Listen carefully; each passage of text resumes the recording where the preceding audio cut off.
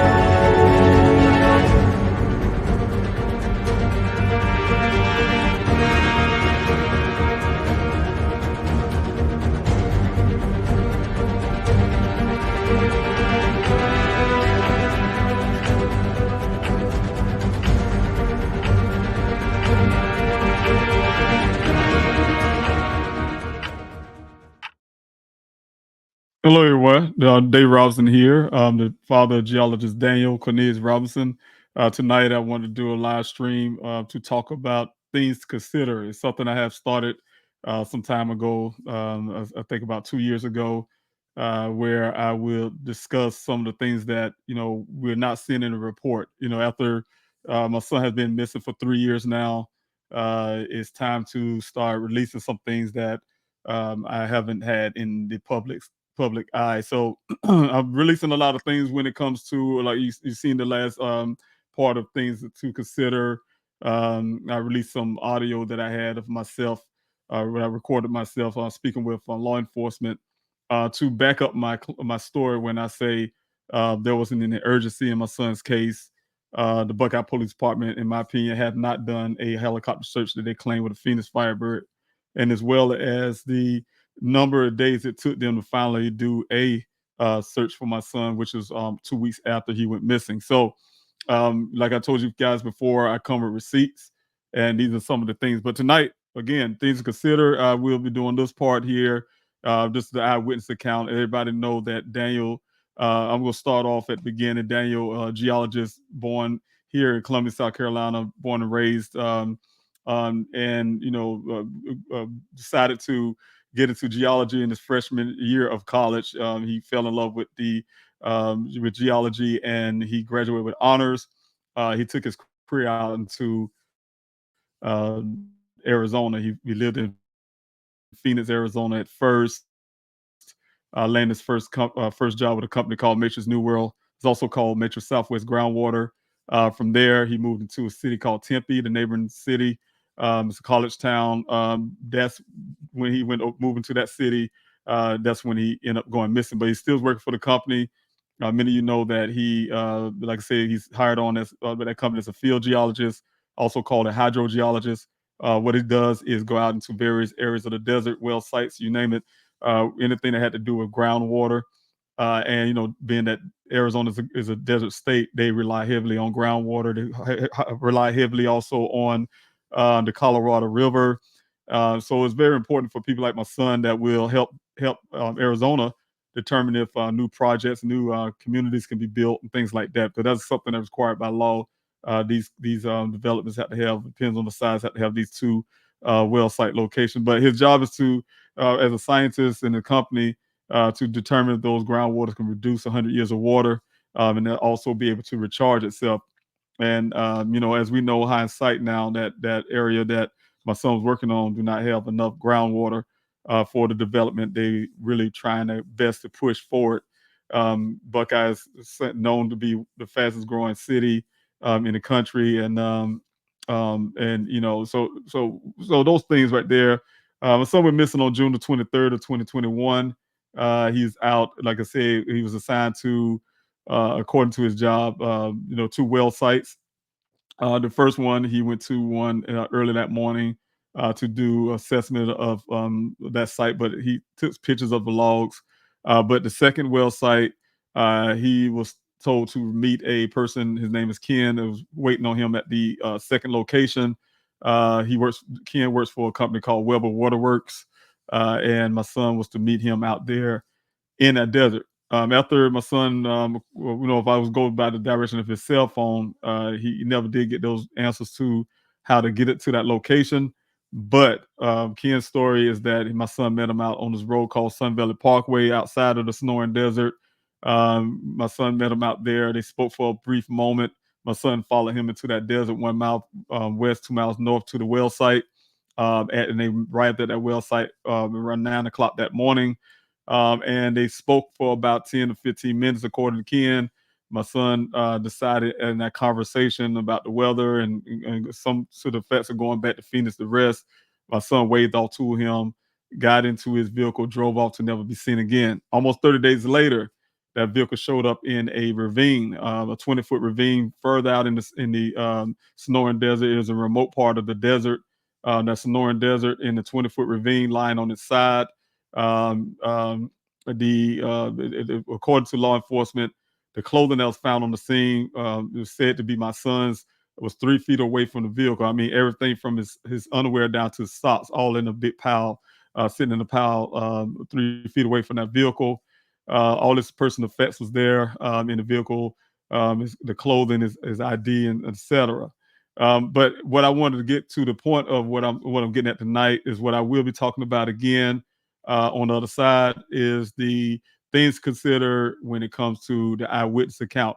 I have been fussing for over 3 years now to get law enforcement to do full forensics on the scene. They have not done that.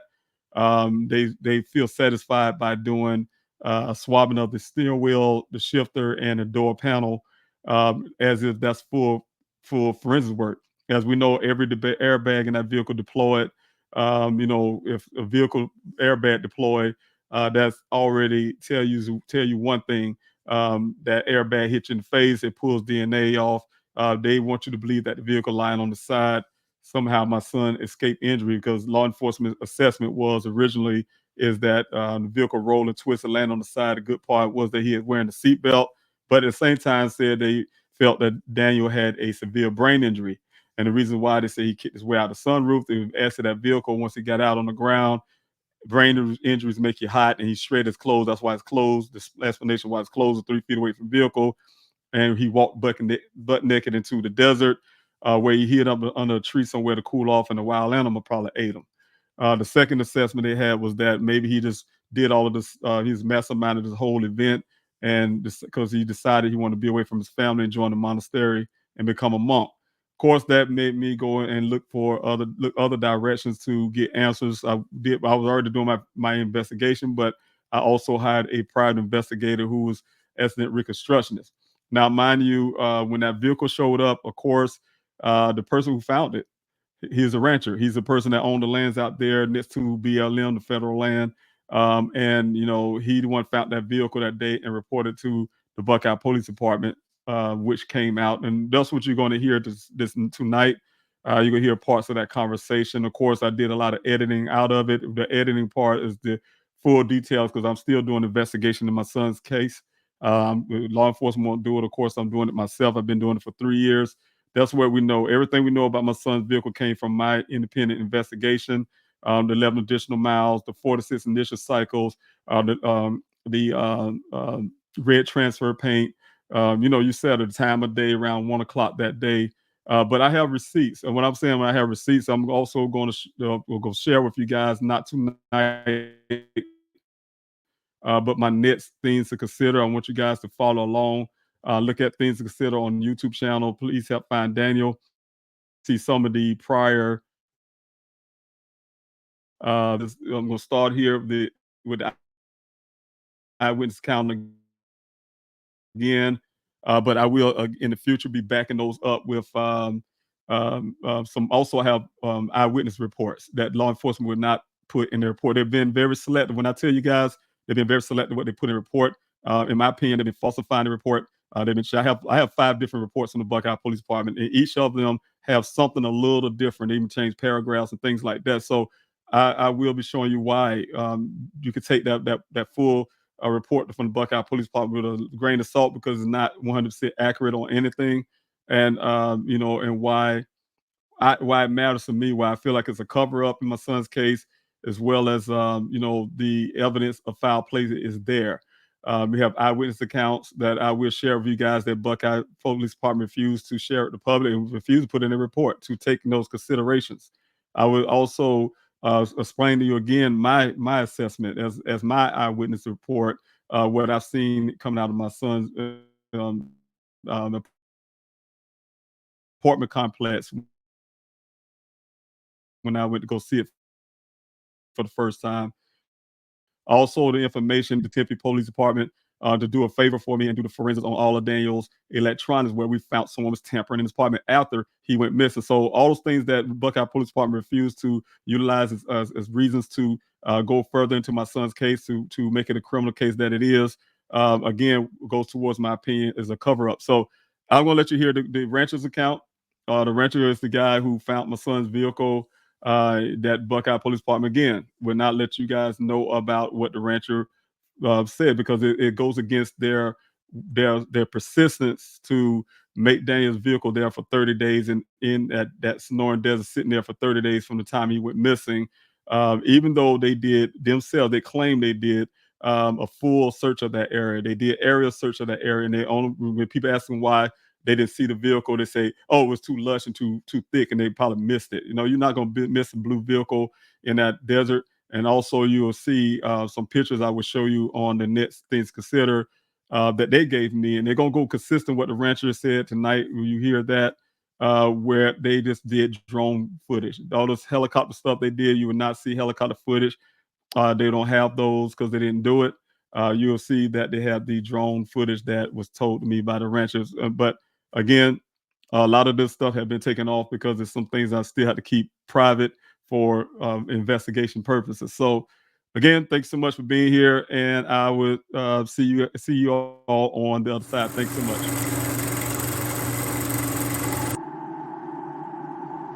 When the lights and camera turn off, I will be here. When the interest and conversation fade, I will be here.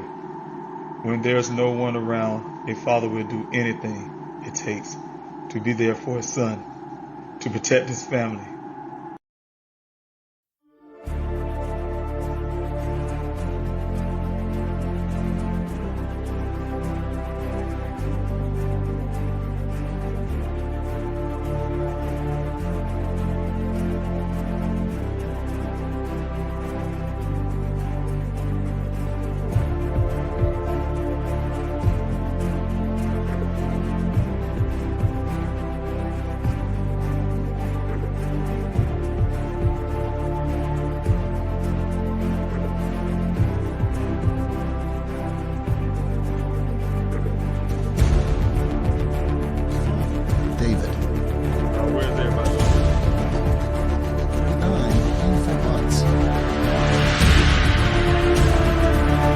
Without these special people behind me, I wouldn't have the search.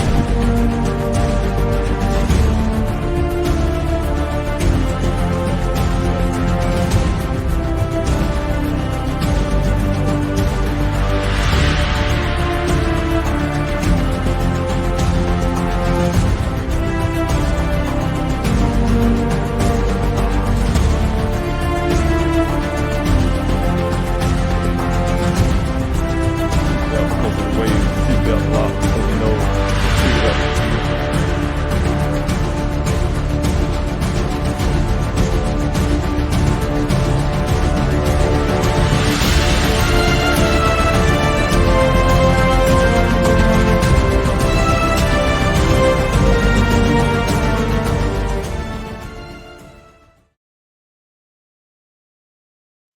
Hello, everyone. Dave Robinson here, the father of geologist Daniel Cornelius Robinson. Thank you, everybody, for joining in. Those who are on the Instagram side, I see you, and thank you so much for joining in.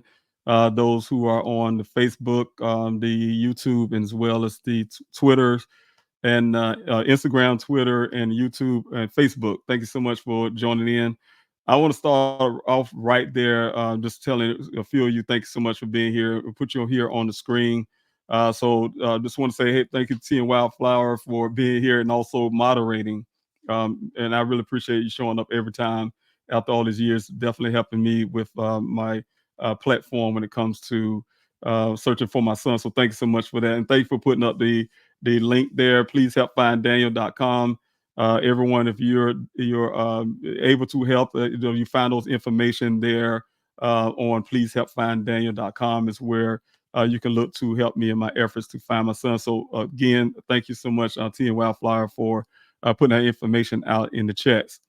Also, I have, let me see who else I have here. LV, thank you again for being here. Good evening to you and everyone. I really appreciate you being here. Also, thank you, Lady in Red, for being here this evening. Prayers always for Daniel, Mr. Robinson family, and friends. Let's find Daniel. Yes, we will find him. You know, faith is something you do with action, and that's what I've been doing for 3 years, and I'm going to continue to do so. Again, thank you again, Lady in Red. Also, let's see who if I else I have here. And also, yeah, I'm just gonna put this up again because there's something I forget. And thank you to Wildflower for always reminding me. But hit that like, share, subscribe button. Make a comment, just throw a thumbs up or something that helps with the algorithms and definitely help me get Daniel's story out further. Also, help me to be able to help other families. That's my goal. And so this platform is very important. You guys have been helping me over the years by doing so. So hit a thumbs up right now in your comment section and don't forget to like, share, and subscribe. That would definitely help. Also, let's see who else I have here. Aura, thank you so much for being here. I really appreciate you joining in on from the YouTube side. I really appreciate you. Also, let's see if I have anybody else in the chats. But thanks so much. Thanks for the thumbs up, the prayers. Thank you so much for that. Again, everybody that's on the Instagram side, thank you so much for being here. Um, Okay, there we go. Now, what I want to get back to again, thank you, MEB. Thanks so much for being here too as well. Thank you. I saw you popped up just a while ago. What I want to do is go ahead and get into, like I said, for those who just joining in, I have been releasing some things a little bit under things to consider. My son, I'm still searching for him. I'm still fighting for him. I'm still pushing law enforcement to do the job, do what they should do. Not pat yourself on the back and think you did a great job by half doing the work. The same thing we would like to see done in my son's case is what they would do if it was one of their own. If there was a law enforcement officer that went missing in the same manner that my son went missing, I want the same due diligence and diligence that they would do in that case in those kind of scenarios. And thank you. I see you right there. I said, what's that? Live radiantly. Thank you, Susie. I have faith. We will find him. Yes, I definitely will have that. And that's from the youth, from the Instagram side. So thanks so much. But yeah, again, like I said, I'm not going to be satisfied with just half work. I know it's been 3 years, and many say, "Hey, man, it's been 3 years." Yes, it's been 3 years, and what would a father do? I just don't give up, and I'm definitely not leaving my son behind. I don't give up on my child, and especially when there's so much evidence out there for law enforcement too, and almost so many leads for law enforcement to follow, but they're picking and choosing what they want to follow as long as this rides along with this 30-day thing that they really want to push in my son's case, and also look at everything and say they don't see any evidence of foul play. So again, we're going to keep pushing, and I need your help. That's why I'm asking you again to there for many of you. Okay, there we go. Please help find Daniel.com, and you can join in the mail-in protest. We'll be visiting the page in a second, but you can join in on the mail-in protest. You can join in. As a matter of fact, let's go there now for everyone, so that way you can follow me along with that. But yes, please help find Daniel.com. Go to the website. You can sign the petition. That's one thing that's very important to my efforts to find Daniel. Is to sign that petition, 132,409. And when I say sign the petition, I want to take that back. Put your voice to the petition. There's your voice. saying that you support everything I have been doing, supporting my efforts to find my son. That is it right there. And I'd love to have your voice added to this petition. Also, you can go to Please Help Find Day again and request flyers. Get flyers out into, and this is free charge of you. It's free to you. You can just request these flyers, get them into your community, so we can keep Daniel's name out there, keep him out there, so people can continue to look for and reach those persons that may know something. Somebody could have been gone for 3 years out away from Arizona, living somewhere else, and then I don't know where they're at. But if you guys get that flyer and get it out there, it might reach that person that say, "Hey, you know what? I remember that day, June the 23rd of 2021, and and can help us bring answers to what happened to my son." So, of course, definitely fill out this information, and we get those flyers out. Like I said, it's free to you. If you want to help by printing the flyers out yourself, you can use that tab there to print the flyers out yourself. That helps with resources. It definitely helps with the resources. I don't know why it takes so long to load up, but that definitely, let me see if I can refresh this, but it helps with the resources, and you can print out the flyers here, the front and back. And I know when I say that's a form of donation because you're utilizing your own ink and your paper, and I get that. And I thank you so much for those who decide to do that. But if you can't, again, this is free to you if you request those flyers. So again, on the front page, you also can go down on the front page here, and the mail-in protest is another thing that is very important in Daniel's case. And the mail-in protest is something I designed to keep Daniel's case from becoming a cold case. And it's impossible to call Daniel's a cold case when there's so much, like I said before, that is so much out there for law enforcement to work on. And you see behind me right here, it says Dave Ross for Congress. That's one of the reasons why I'm running for, one of the major reasons why I decided to run for office, is to make sure I'm fighting for all Americans that's gone missing, but also fighting for those information that's there, that's available in my son's case. And so again, you got guys, you can see that with this PDL you have right here is 5 of those up here. And each one of them have a message for law enforcement. Hey, look, this interest of my son's case is still there. You guys by mailing these I call them picket signs. You mail them in the mail to these law enforcement agencies, and that is you supporting everything I have been doing and continue to support. So what I'm saying is, these signs are, and I'm going to pull a couple of them so you can see what I'm saying here. This is what you'll be mailing off to them. It's 5, and I'll give you the address shortly. You're going to mail these off every week, every time you can. You can try to encourage others to do it. My goal is to have thousands of these going into the police department every day, every week, whatever it takes to let them know, hey, the public do not lose interest in my son's case. The public is still looking for these answers. And this one is one of my biggest ones. If Daniel was a cop, if he's one of the Buckeye Police Department, what would justice do? We demand the same treatment in Daniel's case. If Daniel was one of your own, we demand a criminal investigation into the disappearance of geologist Daniel Cornelius Robinson. What do we want? We want justice, and when do we want it? We want it now. And this is important, and it's important for me and my family, because I still say it this way, you guys. If this was law enforcement, nobody can tell me any different. If it was law enforcement, a vehicle was found out in the ravine, it could have been, and I promise you, it wouldn't have been 30 days. It wouldn't have been 3 years. It wouldn't have been length of time to even do it. It would have been the same as that day. Also went into the Sonoran Desert, also Sun Valley Parkway. And I'm going to say the story just like my son's story, but say it in a way of law enforcement. Went out there to search the desert for whatever reason, to that well site. And that guy said, I saw the officer here. He waved off to me. He drove off. Nobody got the rate. They lost radio contact with his officer. Didn't know what happened to him. And then that same day, they find his vehicle farther out in that Sonoran Desert, lying on the side, as you see in my son's case, is lying on the side. Everything off his uniform, everything off his body is in a pile. His whole uniform, underwear down to his socks in the pile, and he's nowhere to be seen. You would never hear law enforcement say, "I do not see foul play in this situation." Don't do any forensics on that scene whatsoever. They would not have just told the family, "Hey, this is his things back and mark it for safekeeping," when everything was found on that scene. So nobody can argue that fact that law enforcement, if it was at the time Chief Hall, who was the chief at the time, if it was his son, if it was one of his own officers, I think every officer around the country, every agency around the country would have been sending officers and everybody to that snoring desert to go out there looking for that one officer. I need the same treatment for my son. I need the same treatment for every American that goes missing. Nobody's better than the other, and so we want to make sure that everybody getting equal, protections under law and equal treatment under the law as well when it comes to finding missing Americans and things. So my son is included. So again, that's the thing that I've been fighting for 3 years now. That's the arguments I've been having out there in public when I'm saying some people take you, hey, are you anti-police? No, I'm pro-police, but I'm anti low work. I'm anti half. I want to say it the way I really would like to say it, but half doing the job.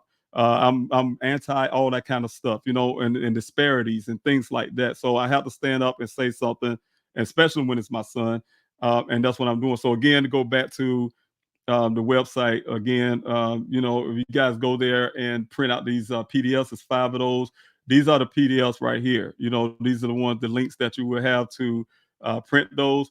But you please mail these PDFs to the Buckeye Police Department. Again, I would say this real quick too. I came up to mail-in protest because I was doing a physical protest during the time it was Sheriffin Zone, because I was getting them to do the things they said they was going to do.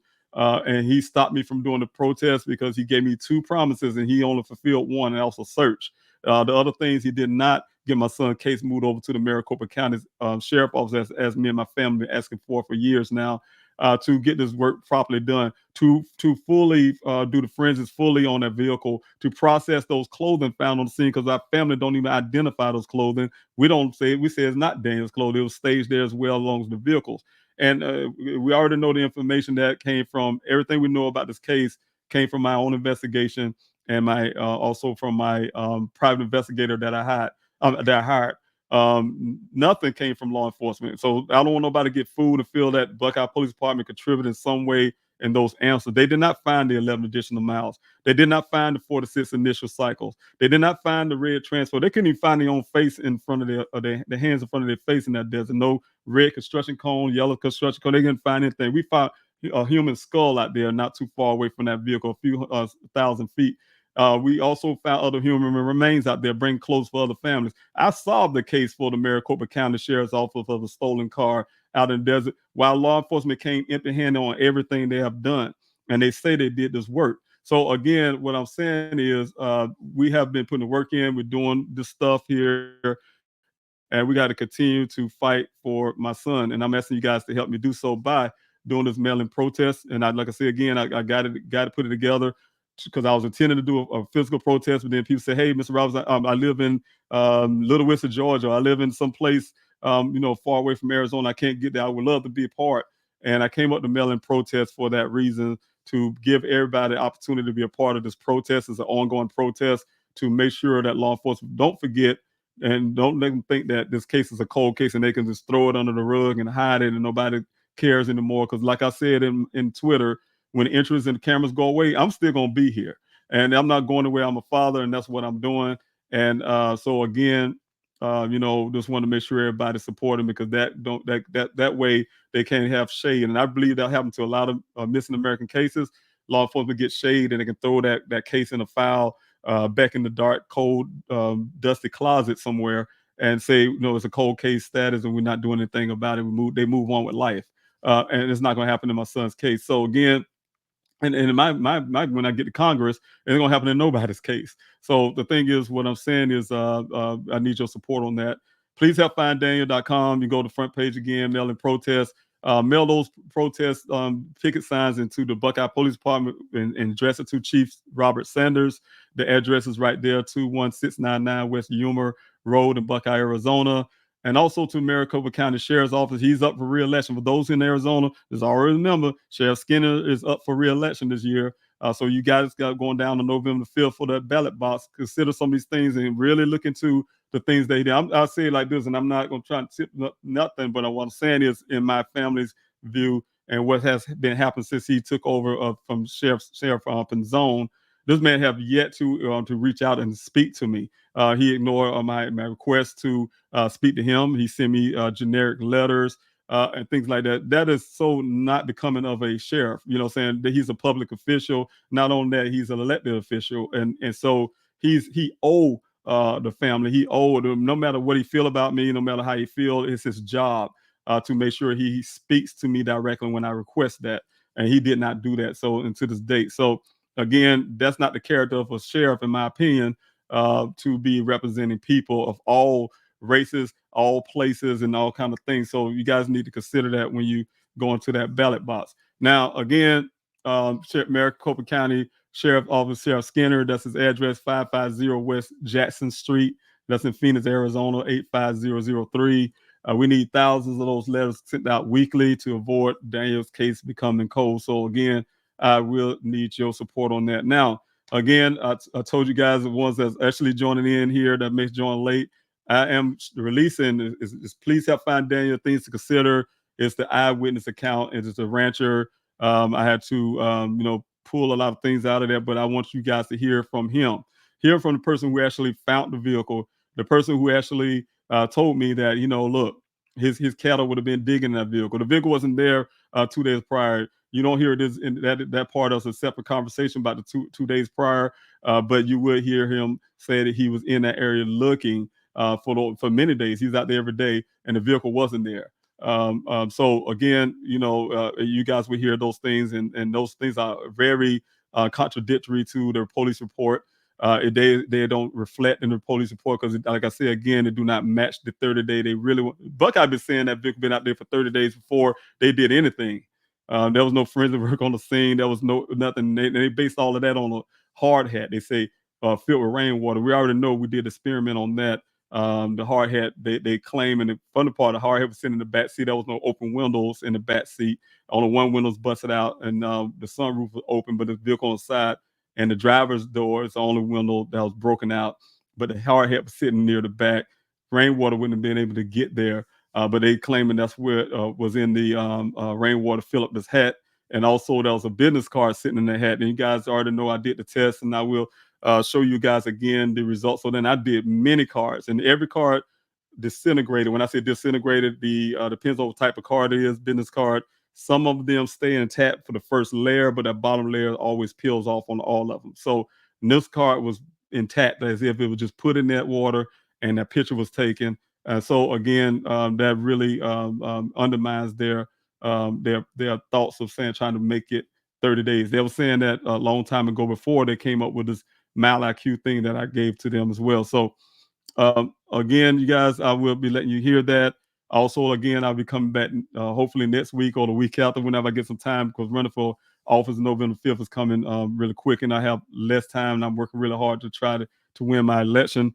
But I want to share these things with you as soon as possible. So I'm going to be sharing tonight the rancher's account.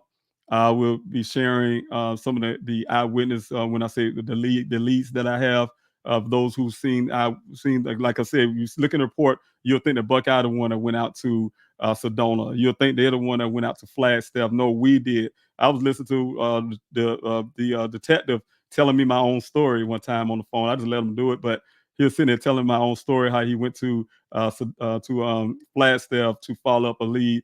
And that's the same. And he told me exactly the way I told him, telling me my own story as if he did the job. So again, what I'm saying is, I would let you guys hear it from the people who actually talked to me, and before we gave the information to law enforcement. And they do have this stuff, but they choose, like I said, they pick and choose what they want to put in their report. They pick and choose what they want to follow, because if those things will lead to something, you'll never hear about it. But you hear about these wild things they have in their report, sensationalizing things. A case about a young woman and saying he was in love with a woman he didn't know, unnecessary things about what my investigator said about me behind my back, or those kind of things. Saying to throw everybody off from the facts of the case was really happening on the ground, and that's why I really feel it's a cover up. So again, here we go right here. I'm going to play this, and then I'm going to sit back and we can listen. But it's going to be 8 minutes long. Trust me,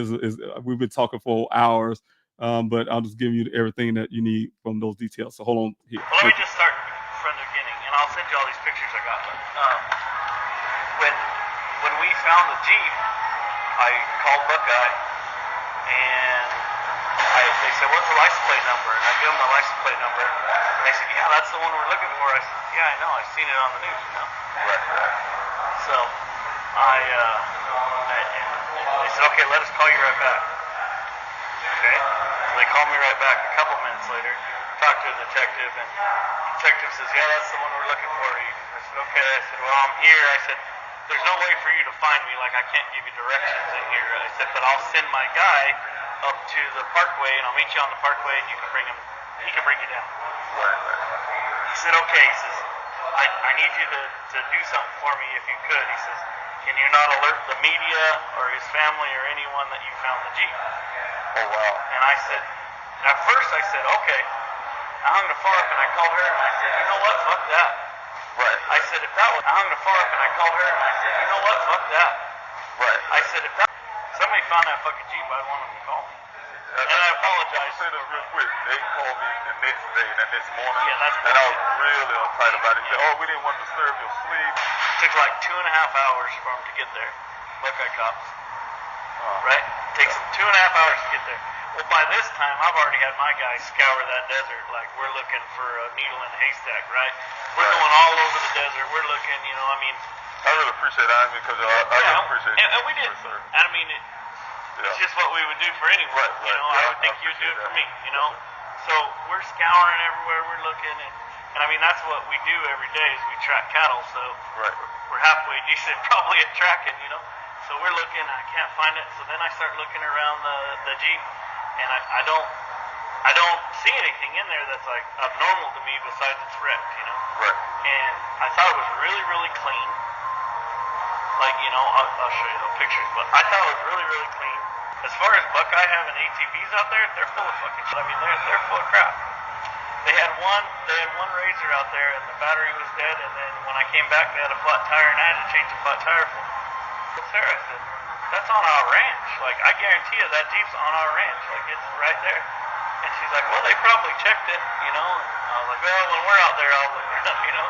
Right. And yeah, lo and behold, that we found it. But I was going to say, this is the only picture they gave me. I ended up putting on.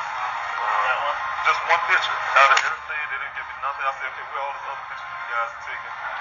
They didn't do any forensic stuff at the scene. I had to go to chief of police and I had to argue with them why they. I said, how you know my son's driving this vehicle? How you know he's the only person here? I mean, he's obviously it's his vehicle. I'm like, but who knows who was in the vehicle? We don't know if he was driving it at all. And they won't do that. Well, we ain't see no blood in the vehicle, and we don't see no foul. They quick said to me, no foul play, first of all, which I'm hoping it's not. But I'm saying the whole problem line, how you really know. You know what I'm saying? No forensics, no nothing. Then when I argue about them 3 days after, because they tried to release the vehicle to me, and because they told, like I said, they told me a day after, I guess you guys found it. They already had it at the police compound, I guess. And They pulled it out of there that night. Right. The whole point they didn't do any forensics. Talked to the chief of police, argued with them about it. 2 or 3 days after that, they decided to do the fingerprint and stuff there. Still getting no answer from that. Still getting no more pictures. So when you provide a picture for me, it really helps me out a They whole didn't do any lot. forensics when they were there. Nothing. So when I was still there, they brought the lady out that did all the pictures. You know, and the other thing from like my personal standpoint, it doesn't not specifically to this Jeep, but I've lived and worked in this desert my whole life. Like, we're 4th generation farmers here, right? That's what we've always done. We've always been here. I've seen lots of things wrecked in the desert. I've seen this, you know, you find cars or Jeeps or whatever, you know, wrecked all the time. People wreck them or they get them stuck, whatever. Something like this doesn't sit in the desert for a month and be that clean. It was spotless. It was clean. I mean, it had been raining. The other part This the days you went missing. That's Right. what I was told. So. the other part is too, is the reason I was even up there is because I was after cows. Right, so I got cattle up there. If that thing had been there for a month, I promise you, cows would have been licking on it. Cows would have been nosy. Cows would have been getting after those bottles of water that were in the back. Because there was a case of bottled water in the back. Floating on the ground. Yeah, there'd have been that. I mean, there'd have been cow shit around it. Yeah. I mean, they would have just been screwing with it. You know, a vehicle is salty. Like, if you look at a vehicle that's worked in a dairy for years, it's completely shiny because they lick it. Really? They lick the paint off it. It's salty. So, they would have been screwing with this had it not been there only a little bit. So, when they tell me that, oh, we searched this area, We searched it, we searched it, we searched it. We didn't see it. Well, no, you probably didn't because it wasn't there. That's what I'm wondering. I'll bet you, whatever you want to bet, that thing was not there. So how often are you in that area specifically? Every day. So If not every week. So since June 23rd till what was it, July 19th?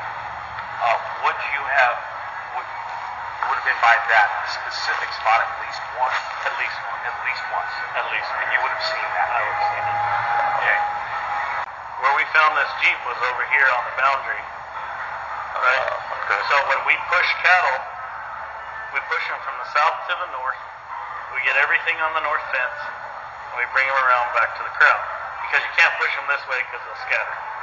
So we go by this area when we're moving cattle, and that ranch is low on feed, so we've been pulling cattle in.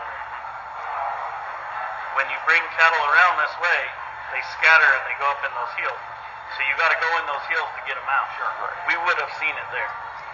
Okay. We could, and that's how I seen it this time. Couldn't have missed. Yeah, that's how I seen it this time, as I was up in there getting cows out. Got it. Got it. And again, That makes sense. if it was there, they'd have been licking on it, putting their Yeah. horn in the window, just screwing with it. I mean, that's just what they do. Yeah. Okay. So then that night after I found it, they set up a little deal at our corrals there because that's just the easiest place to get into. And I showed them the easy way to get back, and they said, okay, we need to get dogs out here, search dogs. Okay, so they're calling, and I'm just standing there waiting on them. So naturally, I'm listening. And every dog in the state, except for one, was at Prescott training. Oh, you're kidding. So this might be valuable information. Yeah, it is. Every dog was in Prescott training except for one. Okay. I don't know. I just got an uneasy feeling ever since I found it. It's been bothering me to come talk to you because I'm glad you it just something ain't right, man. The Jeep's too clean. Yeah. I mean, if you were to take I'm no investigator, but you take an impact like that, there'd been blood, bloody nose maybe, scratch your arm, and then what is this about? The driver's side window is punched in, the other one's punched out, and then the cover from that one is stuck under the right fender with a boot over there. Yeah. I really I'm going to appreciate talk to you you, again. sir. Ma'am, I appreciate you too. I really appreciate you. Thank you. All right, thank you everybody for listening to that. That is a little piece of many things that was said into this conversation. It's a great deal that law enforcement could have took advantage of, and that I gave them the stuff, and also gave them an opportunity to talk to the rancher themselves, but they refused to. But they would take into account for other things, anything like I said again that would match their desire to, in my opinion, desire to have it there for 30 days. But what I'm saying is the rancher, he's the one that found it. He's also the one who has some insights, and there's a lot more that I would love to be able to share with you guys, and maybe in the future, some real details of what happened that night. That's why I argue the point of the efforts that they claim when Detective Biff and B tried to belittle me as a father and say, hey, we have looked for your son so diligently. We had low flying helicopters. They're flying so low you can hold your hands up in the air and touch the bottom of the helicopter. That's how close they were looking and hanging out the window. Some super extra hero thing he's telling me, and think things like that is funny. It's something you can just tell a family who's grieving and going through some things, and again, the evidence of that is only one dog. When they say dogs, they like to use the word plural. From an eyewitness that was out there and said, hey, look, they literally was trying to find a dog, and then all the dogs was in training except one. And also that, if they had these cadaver dogs that they claimed they had, they did not find the human skull. That was only a few thousand feet away. So it's impossible to say they had dogs that was that's all they do is find human remains, didn't find the human remain, if you get what I'm saying. But we did. People who are not, we're not law enforcement. We're just everyday people like yourself. But as Americans got together, unified together to look for scientists, and we found human remains, bringing closure for other families. So that's something that law enforcement, again, all the times they was out in the desert, didn't find a construction cone out there, didn't find their own face out there. They mean anything. You didn't find anything. So what I'm saying is we definitely, because if you really look for something, you'll find something. And we have people out there working very hard, 118 degrees, 115 degrees out there in that Sonoran Desert. We're out there sometimes every day. But doing 49 weeks of desert searches, covered over 35,000 acres of land without law enforcement's help. And and to be able to do that kind of work. So again, I want to say tonight, I just wanted to share that little piece with you. I'm still working on that, some little bit more information when it comes to that. Again, I will be sharing as well some more audio that I have with, like, for instance, Detective Biff, when I was speaking to him, and he told me the reason why they didn't want to do. He didn't see no foul play, and they weren't going to do any forensics on that scene. So when I told law enforcement years ago now that I have receipts of everything, I actually have receipts. And the reason why God blessed me to be able to get these audio recordings, I don't know why, but I thank God for them, because they come in handy now. My mind wasn't planning anything, but like I said, these things came in handy. That's just the way my phone worked for years now. So, long before my son went missing. So the thing is, when I'm saying, when law enforcement tells you guys things, and I'm arguing the opposite, I have receipts. That's what I'm saying. And so I'm saying law enforcement need to be careful for what, in my opinion, falsifying police reports, because they're going to come back to bite them. So again, just want to say thank you guys for everybody for joining in. You see the information right here on the bottom of the screen. If you have a tip, it's been 3 years for those who listen and you know something. If you have a tip, it's been 3 years. My family, we're still grieving. We're still needing those answers. You want to help bring my son home. You want to clear your conscience. The anonymous tip line is there. I pay for that that line. That tip line is 24 hours, 7 days a week. The number's right there. Live operators can take your call. You can remain anonymous. If you don't want to talk to anyone, you can just text the word tip to that number with your cell phone. A form will come up, and you still can remain anonymous if you like. But we definitely need those answers to what happened to my son. You have those answers. Thank God for everything that we have so far, but need to go a little further. And the reason why, you guys, I have a lot of forensics that need to be done on that vehicle. I have a lot of forensics that need to be done on the clothing. I'm housing. Think about this, you guys, paying money, housing forensics that law enforcement should have had processed years ago. They have yet to process this so-called, quote, swabbing of the steel wheel shifter and door handle. We don't have any answers as a family yet to any of that. I don't even believe they even did it, because if they did, why it's not being processed? They had the bogus idea 2 years ago to hit me up and say, "Mr. Robinson, do you have what he shaved with?" Like, we're gonna walk around with Dane's razor in our pocket or something. We had to dismantle his apartment years ago. We can't pay rent for something for months. And so, to make a long story, it's the unfair treatment in my son's case that causing me to keep pushing. I'm gonna do everything I can to make sure that law enforcement doing the right thing when it comes to my son's case, and also other Americans. Also, again, my run for Congress, you guys, is not just for that. It's also to help law enforcement, help free up some of those data, help free up some things that will make it easier for us to get information that's going to help us in real time. It's not like looking for a person who's deceased, like we see in the 48 hours, someone committed a crime, and they say, oh, the first 48 hours, the detectives need to get information really quickly, to help them solve a case. When it's a live, active situations, we have the Amber Alert, we have the Silver Alert. And also, I'm pushing for the because a friend of mine in Louisiana brought it to my attention what Texas have and a few other states.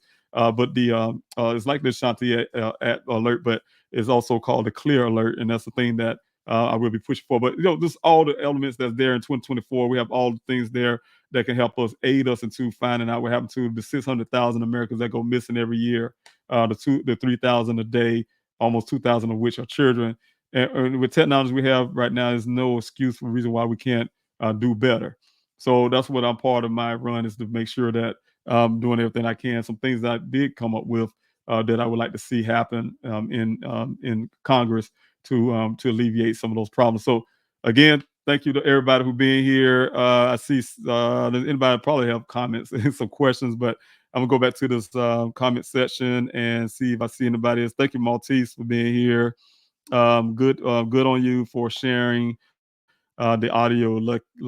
Lucky you kept it too. Yes, definitely. And I have plenty more. Like I said, I have receipts. And when I say this, When law enforcement say, "Oh, we did this," then you got them on saying the opposite. When they said, "Oh, we did a search," I put on the report telling you guys they searched for Dan that night. I have them Officer Cruz saying no, him and another officer. Just only two of them riding up down Sun Valley Parkway. They did not go in that desert looking for my son that night. 2 days later, they claimed they had the helicopter search, but I have the Officer Birch who says he don't even see any evidence of that. He was saying it on the audio. You guys will hear that again. Of saying that he'll look on the computer.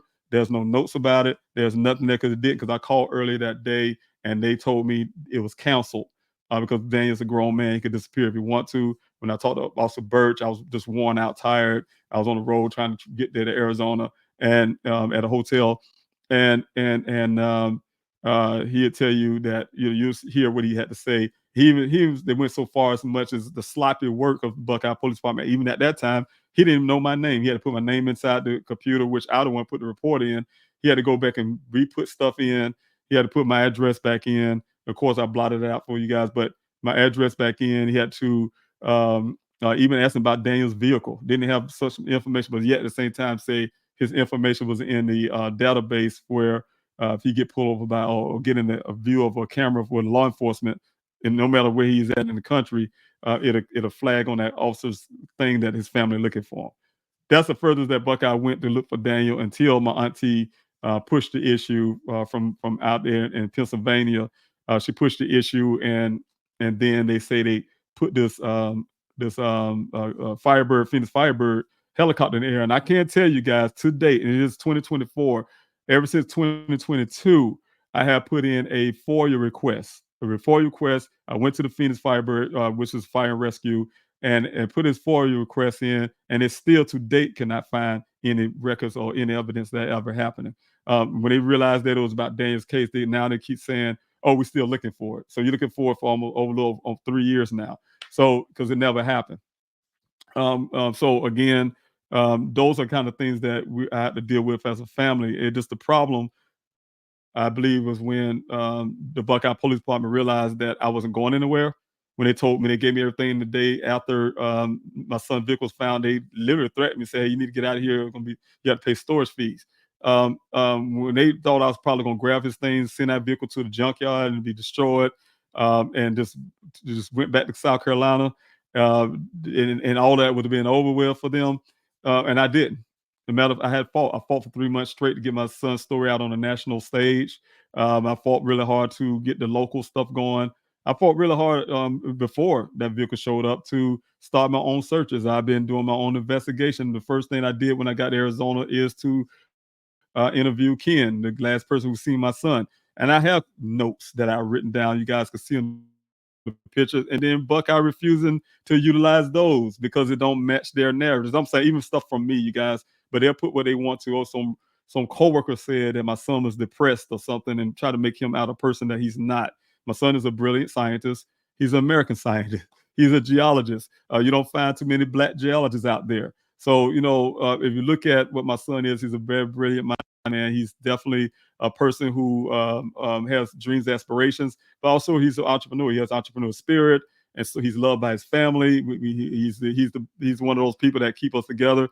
He always come in between conflicts, and you name it.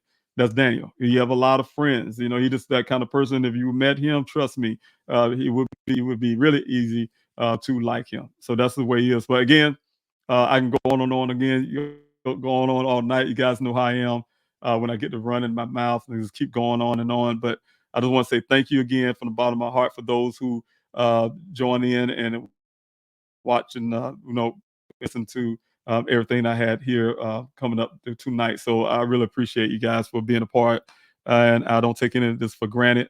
For those who've been supporting and helping for over these years, in my son's case, those things are, my family, we really appreciate it. I'd say that we just really appreciate each and every last one of you. Again, like I said, I do not take those for granted. And I've always remembered it for the rest of my life. You just remember how, I talk to people even on my campaign trail, how, when we're out there in that desert, I call them my extended family. Everybody who knows was out there in the desert, or whether he was out in the city doing the city search with me, or the flyer distribution out in the city areas, Phoenix and everything. even going to the events that I was able to put together with my team. And we all are family. That's my sentiment. We're extended. You have to be family. We all have to be my family. You come out there, nobody care about your political ideologies, nobody care about your religion, nobody care where you're from, this, that. We always out there together, unified, and we're a family. And like I said, my extended family, and I really appreciate you have to be, because you come out looking for a stranger, somebody you don't know. You didn't know me, you didn't know my son, but you're out there in 118 degrees weather. Not only how to get in, just in Phoenix itself, going out in the city, putting flyers in on these cars, all these malls, and walking the streets, and and coming to these events and things like that. So, and helping other families. And so the thing is, you have to be family to do that. So again, thank you again. I really appreciate it. Let's see if I have any more before I jump off. Anybody? Okay, I just wanted to make sure I didn't have anybody else I can bring on some of your comments. And let's see here. Okay, that's it. All right. Well, again, I will be doing, like I said, lastly, I will be doing this again. I will be bringing in some tips that law enforcement does not follow up on. Some things you will hear. You will hear one tip that law enforcement refusing to follow up on, and that one will verify something that my investigator found that would contradict what Buckeye had to say about this vehicle. Again, that'll be my next thing to let you guys listen to.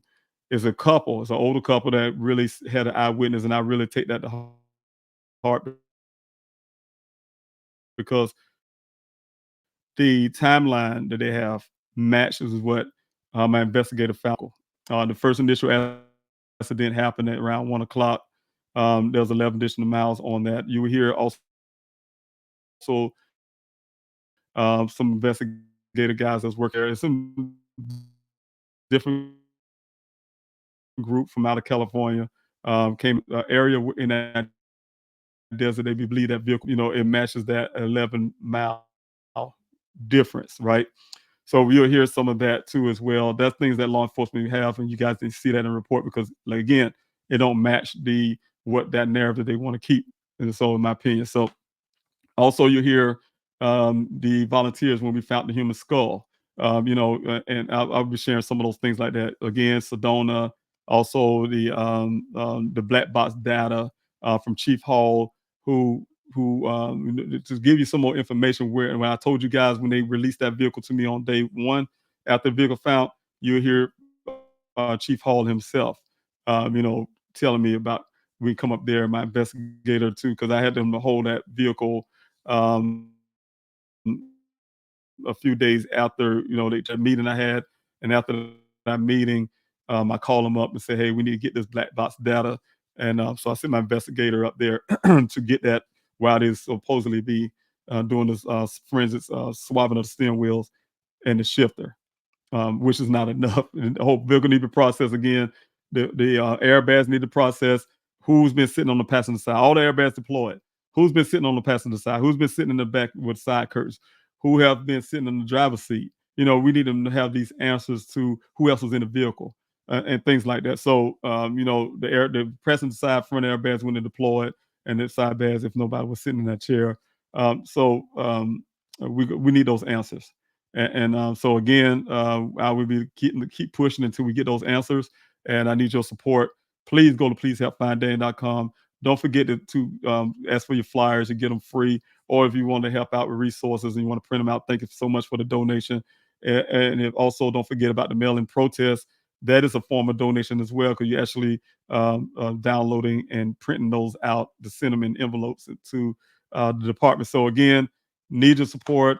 You guys that have seen me online that much when it comes to my son's case, because of what I'm doing right here, right behind me, David Robinson for Congress, Congressional District 2, against a 23-year incumbent in my state. So I'm working very hard to get my name out there, very, very hard to, to make sure I win. I have to win, not just winning for South Carolina, but also winning for all the 600,000 Americans that go missing every year. So I need your support on that too as well. So if you want to support that, definitely visit the campaign website, davidrobinsonforcongress.com, davidrobinsonforcongress.com. That helps out as well. So again, thank you, everybody. I really appreciate it. Love each and every last one of you. I'll see you on the next round. Again, just look for things to consider and I will be sharing those other things with you again. Like I said, it'll be coming here and there once I get those times and avenues to be able to do it. So again, take care of yourself, and let's see, make sure that I'm finished everything. Yes. And I will see you on the next go around. Take care of yourself. God bless you. Oh yeah, and have a good weekend. Spend time with your family. And I always say this every time: whatever you do, even if you're mad at your loved one and you know you love them, I always say you love them. Just tell them you love them, even when you're angry. If you have to say, "Hey, look, I love you, but we just can't talk right now," because don't wait till there's a time. Now, God forbid if it happened to you, but it happened to our family. You get a situation where you tell him. I told my son Daniel, the last time I was able to tell Daniel I love him was 2 days before he went missing. I love you, son. Love you, Dad. That's the last time I ever spoke to him back to back. I'd give anything to say that to him right now. And you don't want the time to come where you never be able to say it, and then you wish you could have that one time. So again, whatever it is, it's good that let the sun go down in wrath. If you can resolve that, that's even better. But if you can at the moment, just at least say, "Hey, look, I love you. We just can't talk right now. I need my space," whatever the case may be, because you'll hug your own self for being able to do that. So take care of yourself, be blessed, and talk to you later.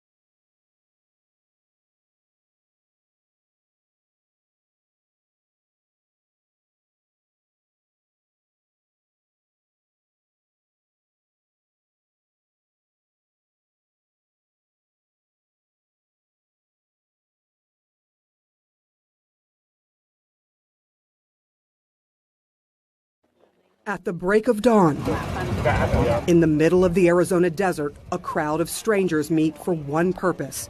You guys coming out here to help me out, I really appreciate that from the bottom of my heart. To help another stranger, a father desperately searching for his 24-year-old son, Daniel Robinson. Since he was a child, he liked to challenge everything. He was born with a challenge. And I wanted to introduce him to prosthetics because he's born one hand.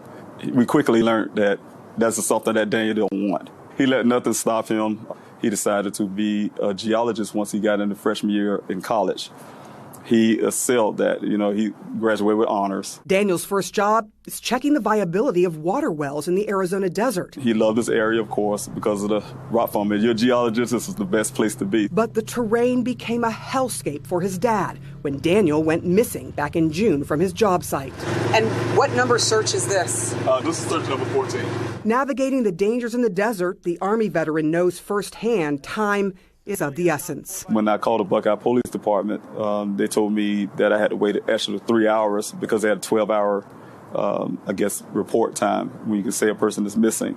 Then I called them back and put in a missing person report. I got very worried. That's when I got very worried. I asked the Buckeye Police Department to go out and search that area. The officer told me that they were going to send a vehicle out there, a helicopter out to search for him. I was relieved. And then he called back an hour later and said, no, it was a no-go. I'm his dad, and he's my son.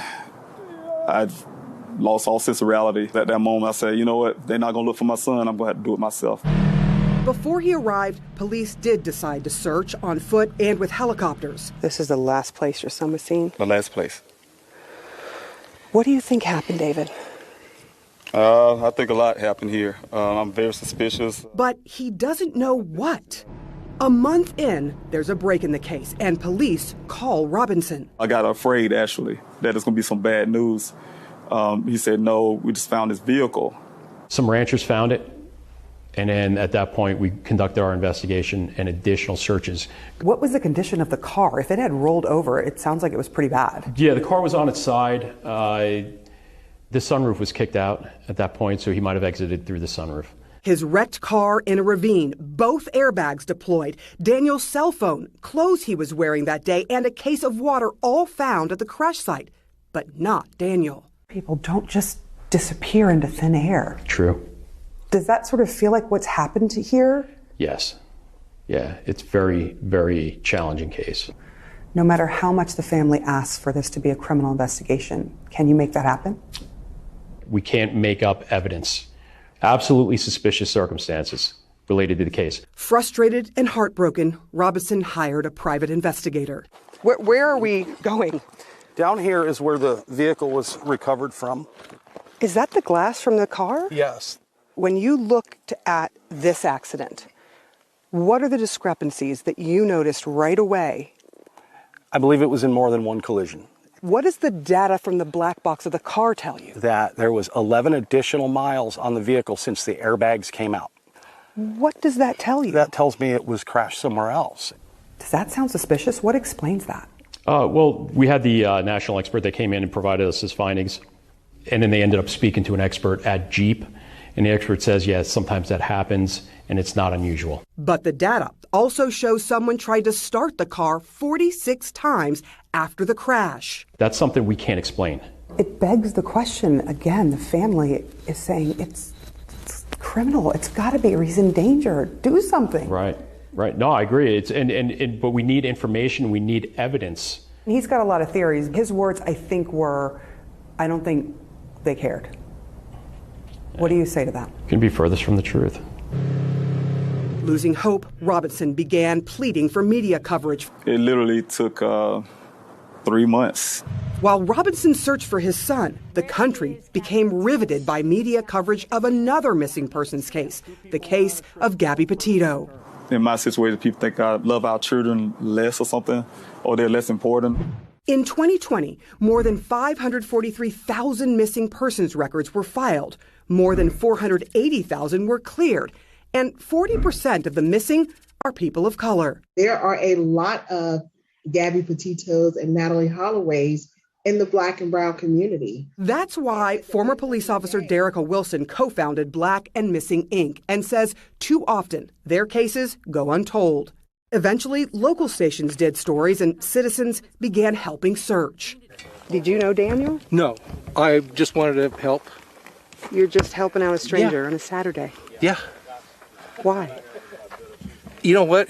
I can't imagine what that man's going through. As the search for Daniel goes into its 5th month, another family is in the midst of a terrible mystery for a 5th year. The family of Nikki and Ariana Fitz. Ariana is very energetic, very happy.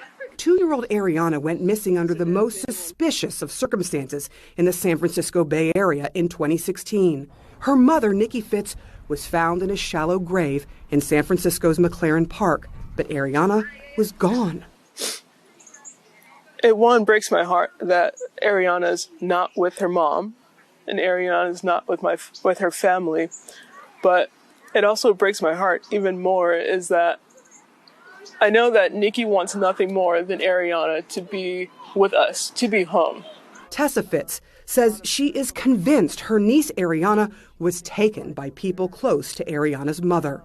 San Francisco police searched for weeks. They had some leads, but no arrests. A digitally altered photo was made of what she may look like now. And she's 8 now. I don't want to see this in a picture. I want to see her face in person. Should Ariana Fitz be a household name like JonBenet Ramsey?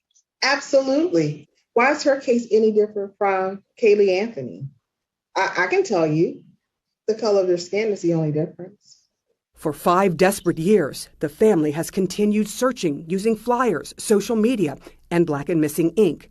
Do you think it has anything to do with color? I try not to put myself in the mindset of the race issue with her media coverage. All I want is for there to be the media coverage for her. I think she deserves that. The Fitts and the Robinsons want only one thing, with hugging their missing children once again. Do you think that Ariana is still alive? I do believe that Ariana is still alive, and it would mean everything to me to know where she is and to find her. I wait for that day every single day. I believe that day will come. How long will you search? Till I find my son. I have to. I mean, he's my responsibility. Sarah Seidner, CNN, Buckeye, Arizona.